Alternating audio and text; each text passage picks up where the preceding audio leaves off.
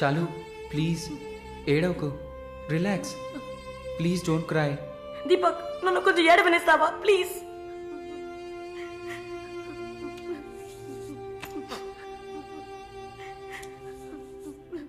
శాలిని, నా గురించి బాధపడకు. జైలు అన్న మాటే కానీ నాకు ఇక్కడ ఏ లోటు లేదు. చాలా సేఫ్ ప్లేస్లోనే ఉన్నా. శాలిని, ఇక్కడ చూడు, భయపడకు. నువ్వు ధైర్యంగా ఉంటేనే కదా నేను మనశ్శాంతిగా ఉంటా. ఇక్కడ చూడు, నువ్వు తప్ప ఎవరున్నారు నాకు చెప్పు. షాలు, తను ధైర్యంగానే ఉంది కదా, ప్లీజ్ స్టాప్ ఇట్. దీపక్, చెప్పండి. నువ్వు శాలినికి సపోర్టివ్గా ఉండాలి. నువ్వు ఉన్నావన్న నమ్మకంతోనే నేను ఇక్కడ బాధపడకుండా ఉన్నాను. Can you do that for me? Of course, Shalu నేను భద్రంగా చూసుకుంటానా, మీరు వరీ కాకండి. I love her. ఇక్కడ చూడు, విశ్వనాథం గారు గుర్తున్నారా? వైఎంసీలో మీట్ అయ్యావు కదా, ఆయన చివరిగా రాసిన లెటర్ ఇది. చివరిగానా? ఆయన అడ్వకేట్ని వెళ్ళి మీట్ అవ్వు. మాలిని, టైం. సరే, బయలుదేరండి.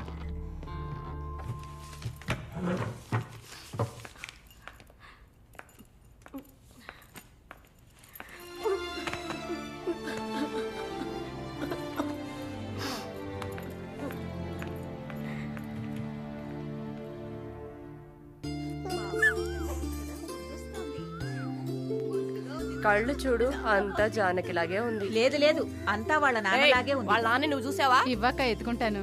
ఆగు, పాపని అడుగుదాం. పాప, ఎవరి దగ్గరికి వెళ్తావమ్మా? జీవిత ఖైదీ దగ్గరికి వెళ్తావా? ఉరి దగ్గరికి వెళ్తావా? 3 సంవత్సరాలు కడతావా? నోరుమై, పసిబిడ్డ దగ్గర మాట్లాడే మాటలా ఇవి?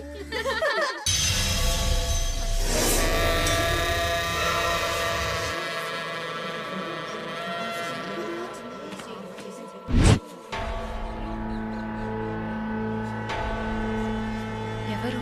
కృష్ణవేణి. సూసైడా లేకపోతే? ఏమో, ఎవరికి తెలుసు.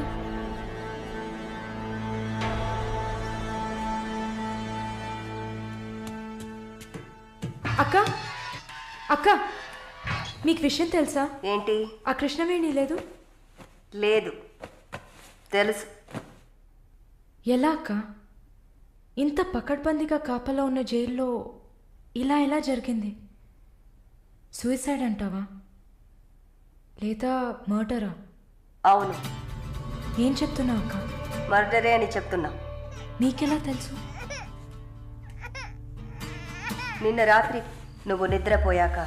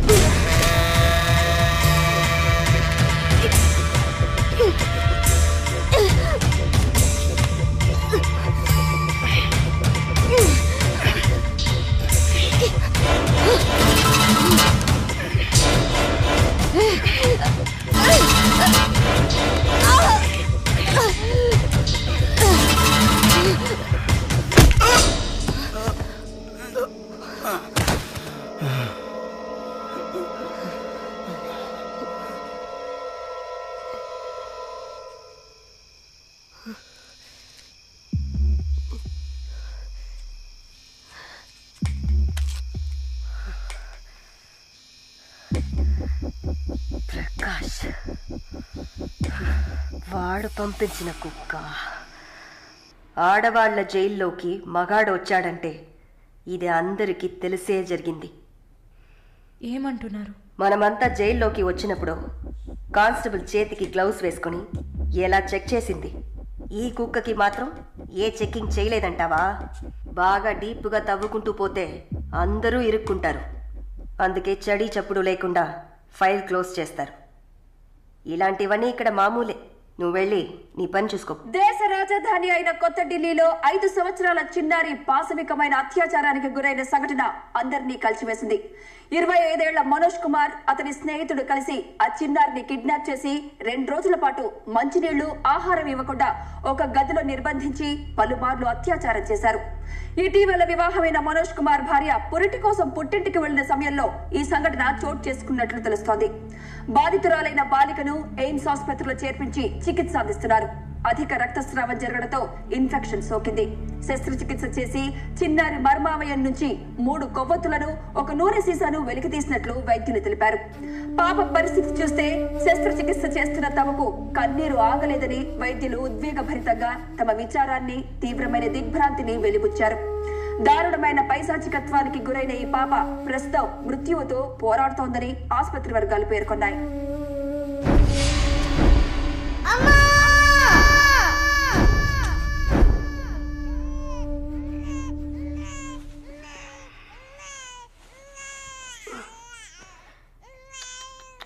జో జో జో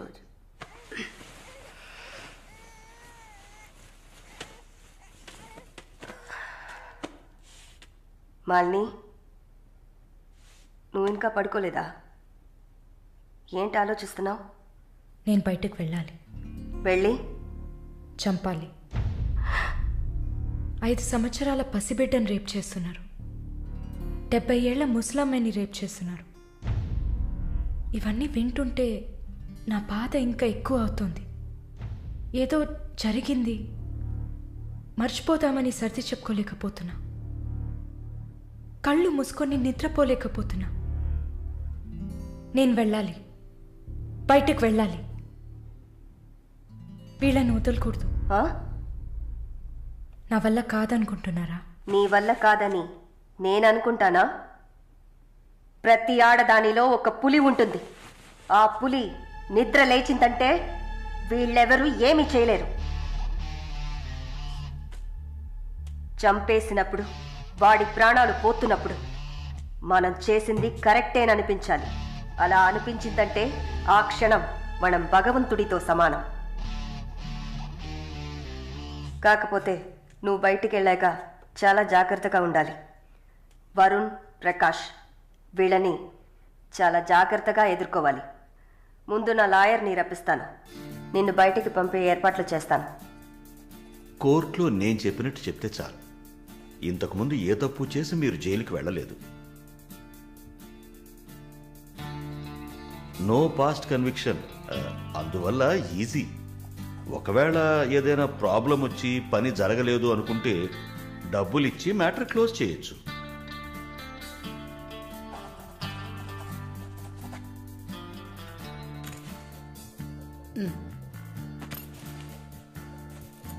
ఆల్ ది బెస్ట్ అమ్మా.